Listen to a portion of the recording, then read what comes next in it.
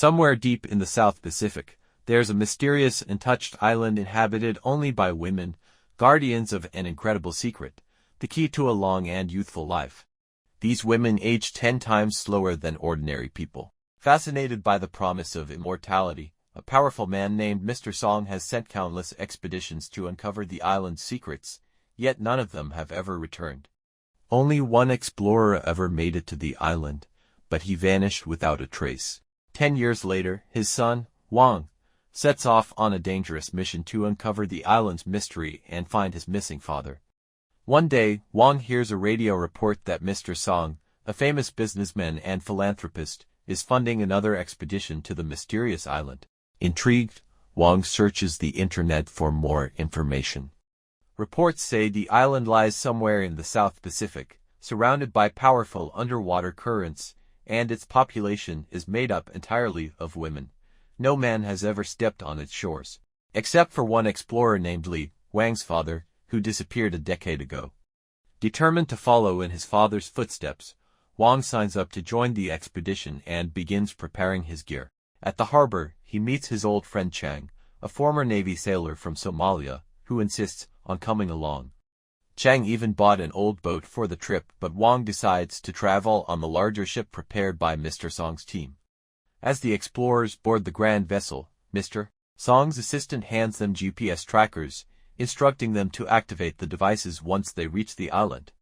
The team sets sail, and at first, the ocean voyage feels like an exciting adventure. Wang and Chang enjoy their time, laughing and sharing stories. But after 2 long months adrift in open waters, the excitement fades. The crew becomes weak, hungry, and hopelessly lost. The boat drifts aimlessly, and the men are too exhausted to even climb to the deck. While reviewing the map, Chang realizes he's been holding it upside down the entire time. Frustrated and drained, Wang collapses onto his back, staring up at the blazing sun, when suddenly, a seagull's droppings land squarely on his face. Disgusted, he wipes it off, but then notices a flock of birds circling in the distance. That can only mean one thing: land. Wang grabs his telescope and spots an island on the horizon. However, fierce coastal waves make it impossible to reach by boat. With no other option, the two friends jump into the water and swim for their lives. Battling violent tides, they finally reach the shore, completely exhausted. As Wang opens his eyes, the first thing he sees are women, standing tall, pointing spears and arrows right at his face. Before he can react, he faints. When he regains consciousness, he finds himself surrounded by armed women. Chang tries to greet them in several languages, hoping to find out where they are, but the women respond in Chinese. The men are stunned. After 2 months at sea, could they really have ended up back in China? Chang assumes they've stumbled onto a remote film set and that the women are just actresses.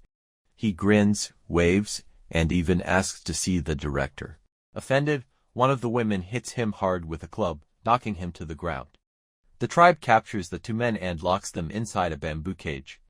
One of the islanders tells them that in the last 500 years, only a few outsiders have ever managed to reach this island. Chang can't believe it. The women look so young, but Wang realizes exactly where they are. They've found the legendary island that holds the secret to long life. That night, Wang whispers to Chang that they must escape. Using a small knife, they cut through the ropes and quietly sneak out once darkness falls. But their plan goes sideways. Chang triggers a series of hidden traps in the jungle, while Wang takes a different route and ends up stumbling into a nearby village. Trying to stay hidden from patrolling guards, he slips into a small hut, but then hears voices approaching. 2 sisters, Mu Yang and her younger sibling, enter the room and start talking about the strange visitors who arrived on the island. As Mu undresses and steps into a bath, Wang crawls toward the exit, only to bump into the younger sister. He tries to bribe her with candy to keep quiet, but instead, she screams for help. In seconds, a group of armed women rushes in and captures him again. He's dragged before the elder women of the tribe, who must decide his punishment for seeing one of the islanders naked. Just as the verdict is about to be announced, Chang bursts into the hut, dirty, bruised, and ready to fight. But his clumsy threats only make things worse. The women quickly overpower him too, and both men are tied up once again. The tribe's matriarch declares that the strangers must be executed but insists on learning why they came to the island first. Wang explains that he's searching for his father, the explorer who arrived more than 10 years ago. To his shock, the elder woman recognizes the name. Her expression hardens, and she says she wants to find that man herself, not to welcome him, but to kill him. Once she learns Wang is Li's son, her anger deepens, and she decides execution is too kind a punishment. The two men are bound inside barrels filled with water and herbs, awaiting their grim fate. Suddenly, the same young woman Wang saw bathing earlier appears, furious but conflicted. She explains that the island is cursed. If a man ever sees a woman's bare body, that woman will lose her beauty forever. The only way to break the curse is to kill the man who saw her. Holding a knife, Mu walks toward Wang, but instead of stabbing him, she cuts the ropes binding his arms.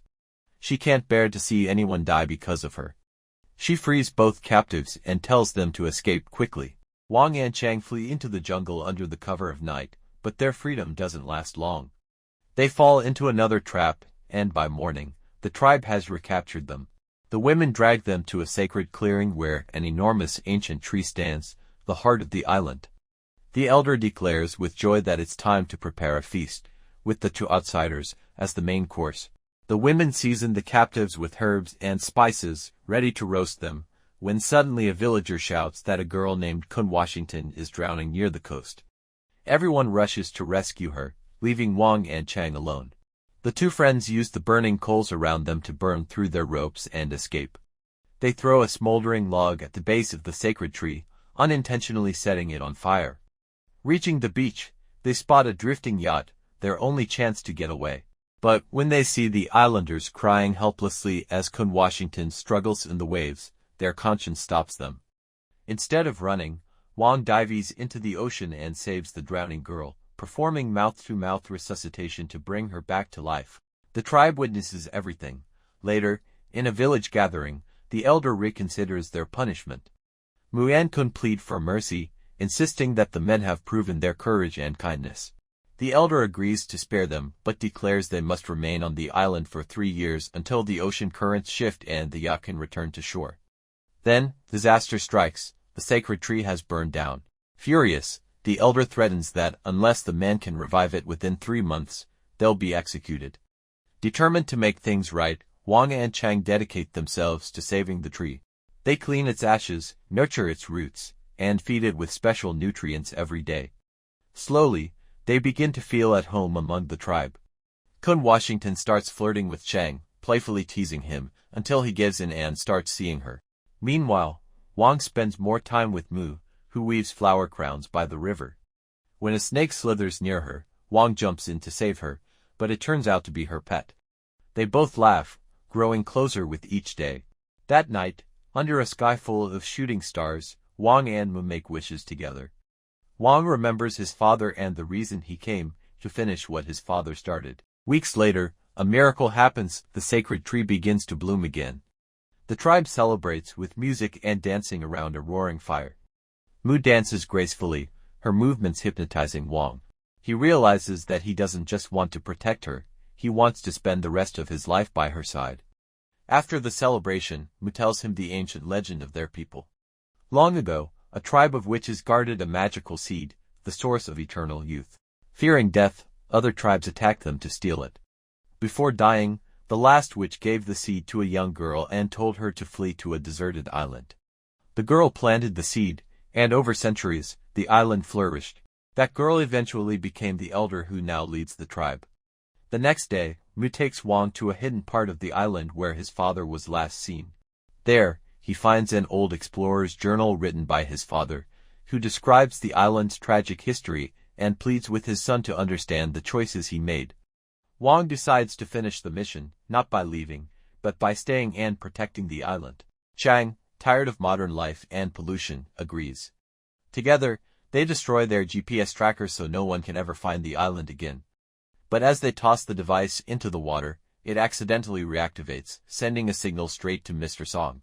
When the tribe learns that their location has been exposed, panic spreads. Knowing it's their fault, Wang and Chang prepare for Song's arrival. They have no weapons, so they come up with a clever plan. They train the island women to use beauty and elegance as their defense. They teach them how to dress, apply makeup, and act with charm. Soon after, Song's ships arrive offshore. He sends a heavily armed team to scout the island. The soldiers land and are greeted by seemingly harmless, beautiful women, but as they draw closer, the islanders ambush them, disarming and tying up the entire team. When Song himself finally arrives, Wang and Chang pretend they've found the wrong island, one populated by both men and women. Two men walk out to greet Song, but they're actually island women in disguise. Song grows suspicious. Wang invites him to a meal, hoping to distract him, but Song forces one of his guards to taste the food first. The man collapses instantly, poisoned. Furious, Song exposes their trick. His men capture the islanders and tie up Wang and Chang once more. Song threatens Mu by holding her younger sister hostage, forcing her to lead him to the seat of eternal youth. He also straps an explosive device to Wang as insurance. As they trek through the jungle, Mu and the women manage to free themselves and launch an attack. Song, obsessed and deranged, chases Wang to the coast, demanding the seed. Wang refuses to tell him, even under threat of death. As the women and Chang fight back, Song triggers the bomb's timer 30 seconds. Realizing what must be done, Wang sacrifices himself to save everyone. He runs into the crashing waves, the device beeping faster and faster. In those final moments, memories of his time on the island of Mu, of peace, of love, flash before his eyes. A massive explosion erupts over the ocean. On the beach, the survivors collapse in grief. Mu falls to her knees, sobbing for Wang. But then, Wang's eyes slowly open. Exhausted and half-conscious, he looks toward the familiar coastline of the island, still alive. As always, you'll find the movie's name in the description below. And tell us, how do you interpret the ending? Did Wang truly survive, or was it all just a dream? Don't forget to like this video, subscribe to the channel, and stay tuned for more amazing movie recaps.